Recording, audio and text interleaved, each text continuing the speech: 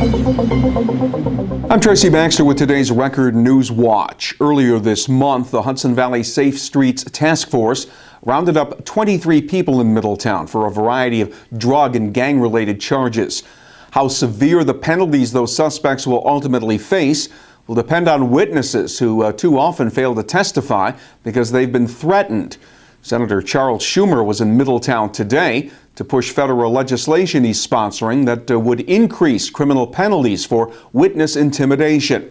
He says the bill, if swiftly passed, would help ensure that Hudson Valley gang members still on the streets don't unfairly influence the upcoming trials of those arrested during the recent police raids, a situation that endangers the existing criminal cases. Law enforcement can't carry these cases across the finish line if they don't have the witnesses who saw the crimes committed able to testify. And typically what gangs do is they threaten and intimidate the witnesses so you can't go forward with a trial, and after the arrest the gang member goes free. Testifying against a gang member often puts a bullseye on your back, and people are understandably afraid and reluctant to do it. Active gang members go to great lengths to prevent witnesses from testifying. The bill, labeled the State Witness Protection Act, would make witness intimidation a federal crime, increasing the penalty to up to 30 years in prison for the attempted murder of a witness and up to 20 years for other types of intimidation.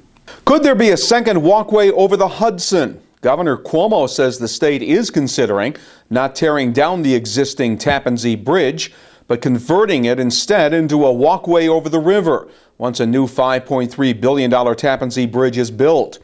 Cuomo says officials in his administration are looking into transforming the existing span into a greenway that would promote tourism and recreational opportunities.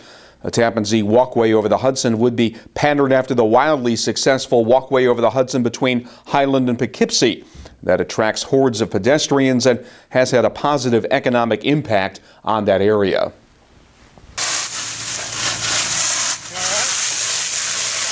The search is on for the cause of a 3-alarm blaze that ripped through a home in Circleville Tuesday afternoon.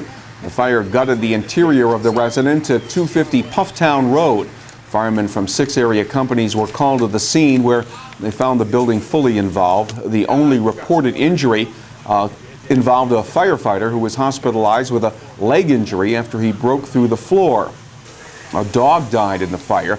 Circleville Fire Chief Scott Vanderschaft says an investigation has begun to determine how it got started. Elsewhere, police in Pike County, Pennsylvania believe the same man was responsible for a pair of armed robberies in Westfall Township last Friday. A man with a gun stole cash at gunpoint from a victim in the parking lot of the Best Western Hotel. Then minutes later, the same man held up the nearby Tri-State Shell station on Route 209, making off with more than $1,000. Anyone with information is asked to call the Eastern Pike Regional Police.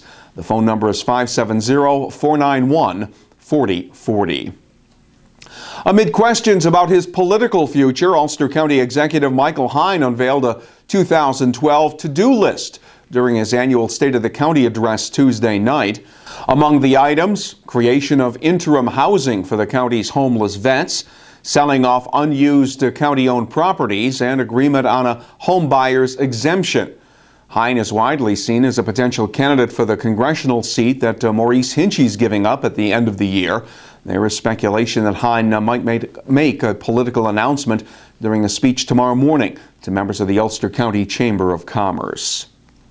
Sunshine breaking through the clouds earlier today provided the perfect backdrop for the public unveiling of the Resnick Roof Solar Panel Project on the campus of SUNY New Paltz. The photovoltaic panels were created for placement on the roof of the Resnick Engineering Hall, which is home to the college's electrical and computer engineering programs at New Paltz.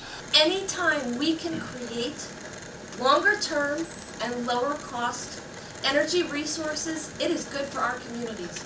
The solar panel system will be used to teach students in engineering and general education courses about the application of photovoltaic systems. And an historic tavern building in the town of Newburgh continues to reveal some old secrets. Owner Tom Costa is in the midst of restoring the North Plank Road Tavern with an eye toward a reopening in May. Over the years, Costa's found stashes of Prohibition-era liquor, as well as an old concrete tank he believes was used to secretly distill gin. Now, after removing plaster and paint from sections of walls, old murals of Hudson River scenes were uncovered, believed to be at least 100 years old. Artist Bill Bywater has been working to restore the murals by matching painted-on woodwork. I've made all the repairs and plaster on the wall, and I used a couple different earth tones, the pink and the orange, to bring out and repair what was there over the plaster. And now I'm going ahead and repainting the nail heads and the board lines, which are the lines up in front here. So we're trying to recreate the painting that was here without just painting over it. City of Newburgh historian Mary McTammany says the old tavern is probably one of the 5 oldest buildings in Newburgh. Our weather will stay mild through the end of the work week. Thursday's forecast calls for a mix of sun and clouds with temperatures reaching the low to mid 50s. Friday will be mostly cloudy and continued unseasonably mild. The highs will be in the mid to upper 50s, and there will be the chance of a few late day showers on Friday. Get the news you need and the features you enjoy in tomorrow's Times Herald Record. And when news breaks, you can keep clicking right here to stay on top of it all. Your Record Online. For Record Newswatch, I'm Tracy Baxter.